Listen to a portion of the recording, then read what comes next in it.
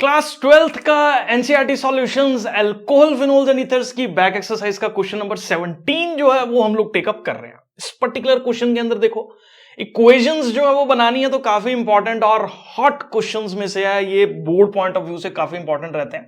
किसका ऑक्सीडेशन करना है? प्रोपेन 1 ओल का। तो देखो प्रोपेन 1 ओल हम लोगों के पास जो है वो कैसे बनेगा?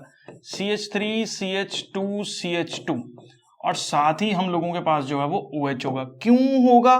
क्योंकि हम लोगों के पास प्रॉप के अंदर जो है वो 3 कार्बन रहते हैं, ठीक है। और इसके अंदर जो है वो हमने क्या डाला? एल्केलाइन क्या डाल दिया? इसके अंदर हमने KMNO4 डाल दिया और साथ ही एल्केलाइन है तो OH नेगेटिव होगा। याद रखो ये KMNO4 एक स्ट्रॉन्ग ऑक्सीडाइजिंग एजेंट का काम कर रहा है।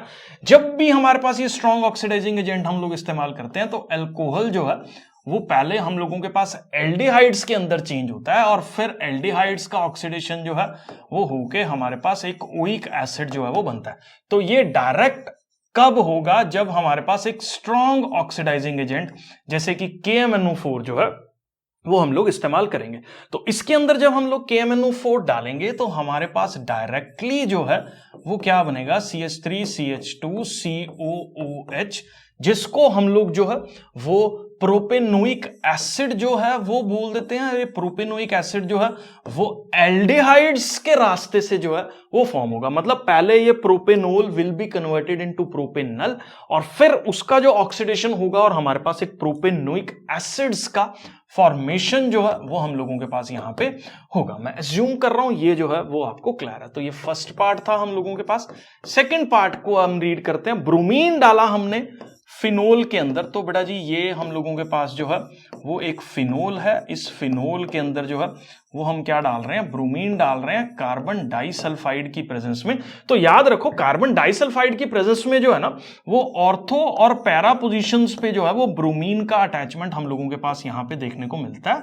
और ये पर्टिकुलर जो है वो हमारे पास फिनोल हो गया जिसकी इस पोजीशन पे एक ब्रोमीन अटैच होगा और यही फिनोल जो है उसकी पैरा पोजीशन पे जो है वो एक ब्रोमीन अटैच होगा। तो यहां पे दो डिफरेंट प्रोडक्ट्स का फॉर्मेशन जो है वो हम लोगों के पास होगा, जिसके अंदर ये प्रोडक्ट जो है वो एक मेजर प्रोडक्ट के तौर पे जो है वो उभरेगा, ठीक है। तो ये ऑर्थो प्रोडक्ट हो गया, ये पैरा प्रोडक्ट हो गया। तो दो प्रोडक्ट्स का फॉर्मेशन हम लोगों के पास जो है वो हो रहा है। मैं नेक्स्ट पार्ट पे जो है वो मूव कर रहा हूं।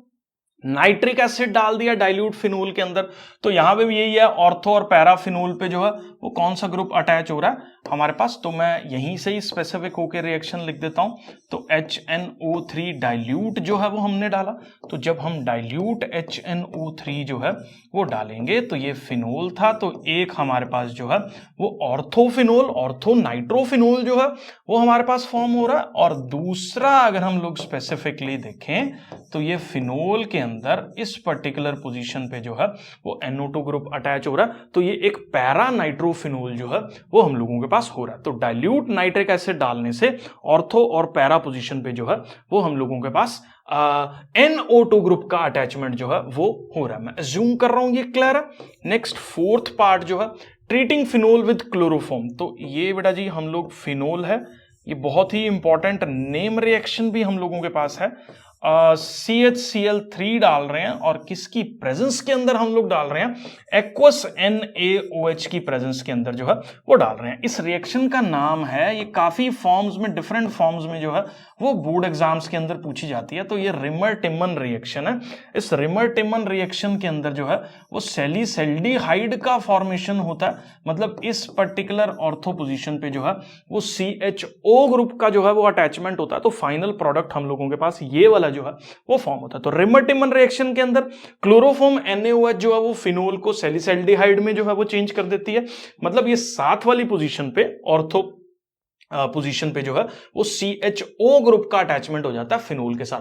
तो ये चार रिएक्शंस काफी ज्यादा important question paper point of view से मैं जूम करके चल रहा हूं, क्लियर है।